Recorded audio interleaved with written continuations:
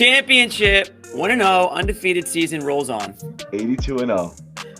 It's funny that the name of our text thread, Jimmy, is still C's 72-0 with that post-COVID shortened season, and we haven't changed it yet. Think about that sometimes.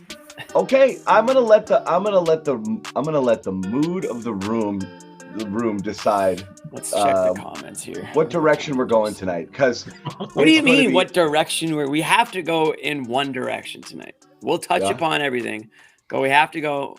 KP. All I'm saying is forward direction. John. I just turned on the chat. Forward. Everyone's gonna drive. Everyone's gonna think it's me. I turn because on you the hate chat. him, John. You hate him. I turn on the chat. No.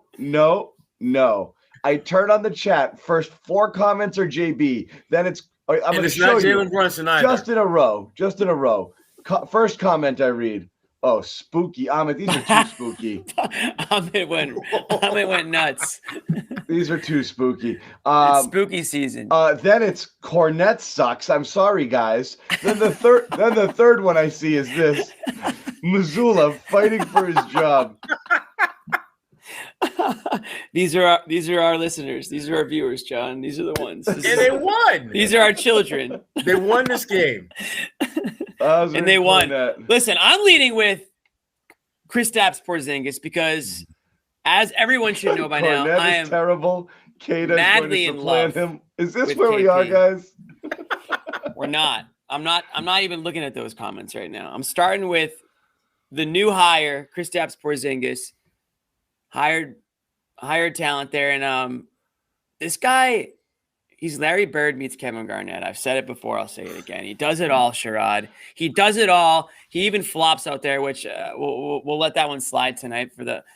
I love that new call though. I love the flopping call. Even if it's against Celtics guys, just get that out of the game. But Porzingis, offense, defense, outside, inside, getting back. I mean, this guy was everywhere. He was fired up. Him and Tatum, kind of led the way tonight. But if you were, if you had any hesitation about the Porzingis fit, and John, you mentioned it before he went on.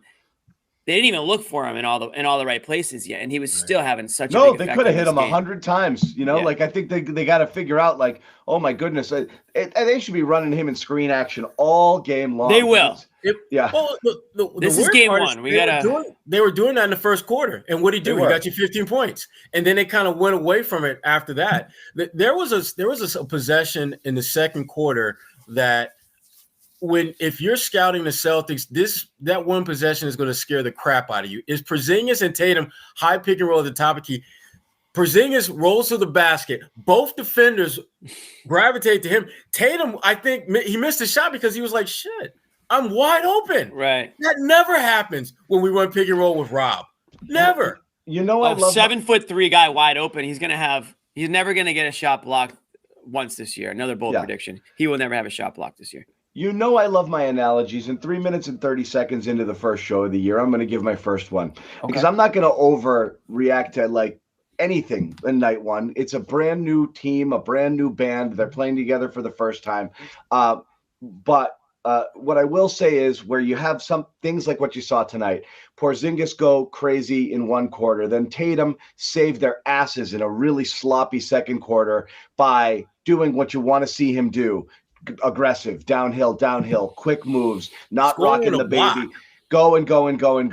And then you kind of forget about, what you're doing. And then it's, who knows what. And then it comes back to, Tatum was good in the third. Then they come back to KP in the fourth.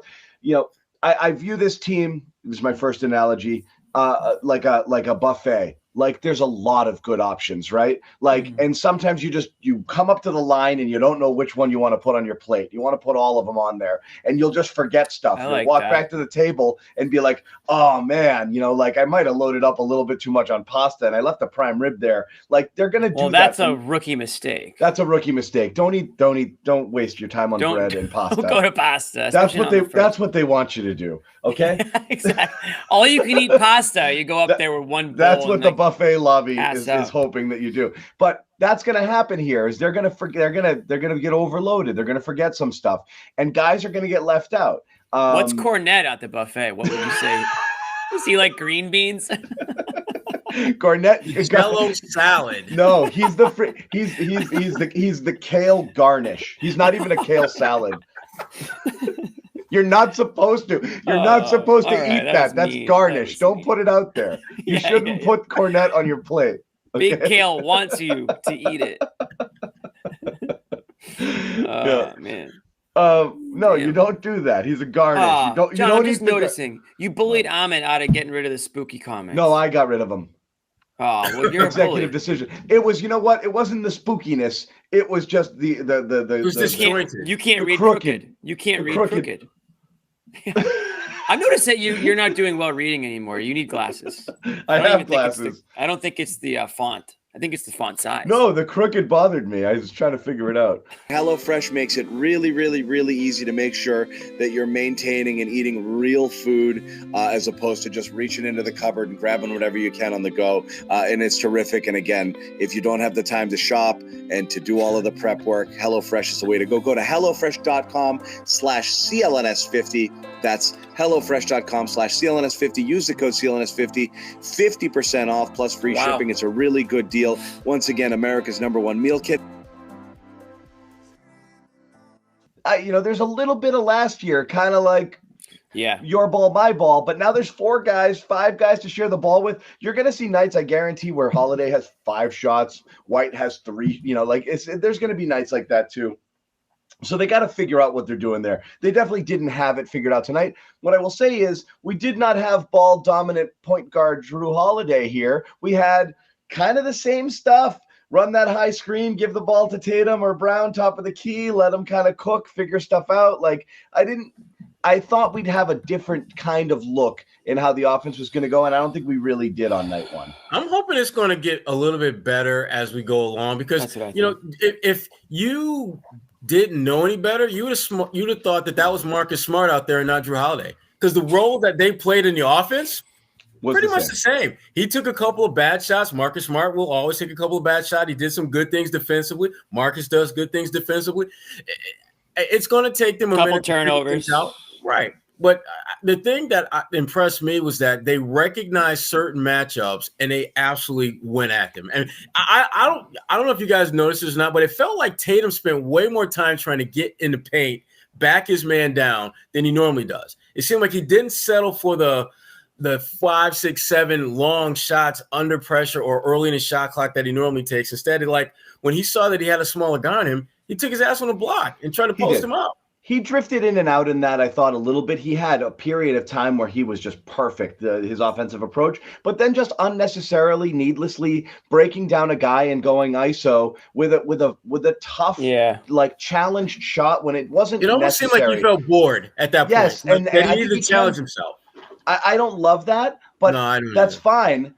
It's just you don't need it on this team. You don't need it, John. But at the same time, you still want your possible MVP to go into some sort of takeover mode at times. You still have to take the shot, take the heat check, try to do it all once in a while. Not to the point where it's a detriment to the team, but I'm not that upset if he has a look and he goes for it instead of moving the ball around, because at the end of the day, someone's going to end up taking that shot. And if it's not a horrible shot, you still like your chances with him with the ball in his hand. So I'm not going to sit here and say, he should have 10 assists a night instead of 30 points a night. I mean, I understand what you're saying, but he still needs to be the guy. He still needs to be aggressive. He can't get super, super passive. And I think Jaylen Brown's going to find himself in that position more than Jason Tatum will. And you're muted, I think. Can't hear you, John. Yeah. Sorry, we talked about this a bit. I really think Jaylen is the key because I think he's the one who's going to have the hardest time. Because Porzingis, by the benefit of being 7'9", is going to. Thanks, Jimmy J. And yes, we're going to get into Mazzulla and his rotations. And again, I'm going to give Joe a pass because I think he's going to have to figure out who's playing. But I don't think he has any clue what he's doing right now. I think it's going to be a lot of, not in a bad way. I think it's going to be a ton of in season. That's what we got all these assistants for, though. In season experimentation. The hell are they all doing?